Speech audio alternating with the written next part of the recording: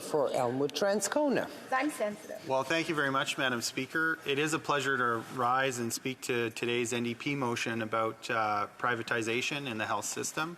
I think it accomplishes two things. One is a substantive denunciation of privatization and the false narrative that somehow this is an innovative solution to the problems of our health system at the moment, or any time for that matter.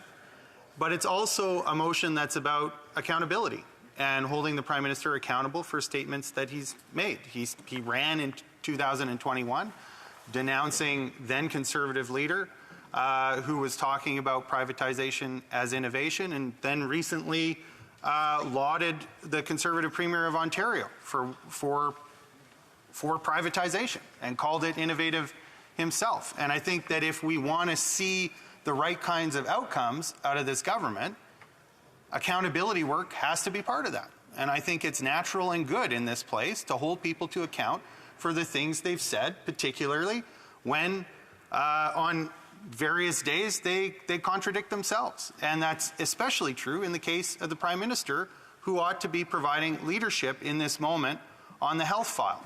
And in my opinion, can't do that adequately unless he's a champion for public delivery of services over privatization. So that's the accountability bit, and that's why I think this is an important part of the motion. On the substantive issue, one of the main reasons why it's really important not to encourage further privatization within the system is because it is not a solution to the problems. Now, the overwhelming problem in our system right now is the lack of health human resources. That is an issue for training and education, frankly. It's about trying to mobilize Canadians that either haven't had a career yet and are thinking about what career they're gonna move into, or are contemplating a changing career, and figuring out how we train them up in order to be able to do all of the various jobs within the health system, whether it's being a doctor, a nurse, a personal support worker, a healthcare aide, an RPN, an LPN, you name it. There's acronyms abound, Madam Speaker. But the point is that we need to be able to get more people working in our healthcare system. And setting up private clinics to compete with the public system for the people who are trained and who are able to do those jobs is not going to solve the problem. It's just going to shift people around between different places within a system that's already starved for people. If private clinics were somehow had a magic sack full of healthcare workers that they could just draw out like rabbits out of a hat, that'd be one thing. That'd be great. That'd mean more people in the system. And we could talk about terms and conditions, but we all know that's false. And we know that the people who are ultimately going to pay for the education and training of those people who are going to work in the private clinics is the public. And so the public should have right to avail themselves of the services of those very same people in the same institutions. Not an institution for people who can pay for quick access, and then a public system that's starved for talent and people because private clinics are paying more because they're accepting patients who can afford to pay more. And that's the dynamic that is set up as we allow for more and more private delivery of services within the Canadian system, and that's why we're here to denounce that today. It's not true that privatization is innovation. And that word is often abused when we talk about healthcare. I think of the Conservative government in Manitoba under Brian Pallister and then Heather Stephenson, who talked about innovation. What did that mean for people in Elmwood-Transcona and Northeast Winnipeg more generally, Mr. Speaker? That meant that the Concordia ER got closed.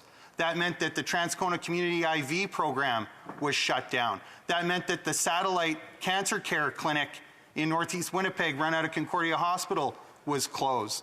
That's what they call innovation.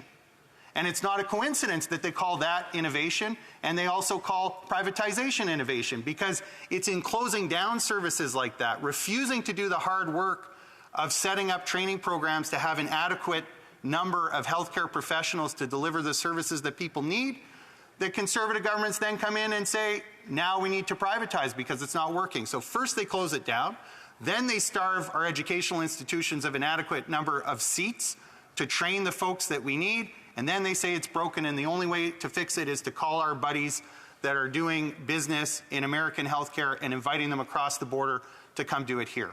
That may be innovation from their point of view, from a profit-making point of view, but it sure as hell isn't policy innovation when it comes to serving people well in their own communities in the way that Canadians have come to rightly expect, which is to not be greeted at the emergency room door and asked to see your wallet, but to be asked to see your health card.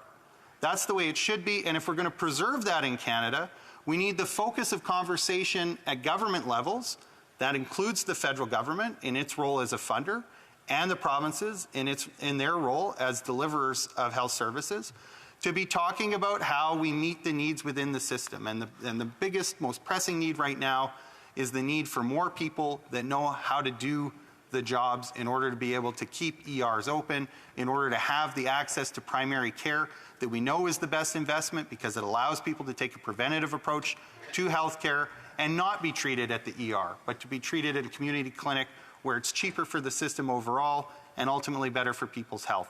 That's why this motion is important. It's important because it calls out the false narrative of innovation through privatization that we hear far too often without any evidence that it actually works.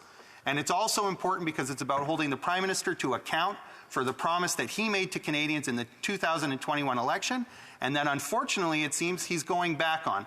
Canadians will remember when the Prime Minister made a clear electoral commitment to electoral reform in 2015 and turned his back on that. We're not going to let him do it on healthcare. That's what today's debate is all about. Yeah.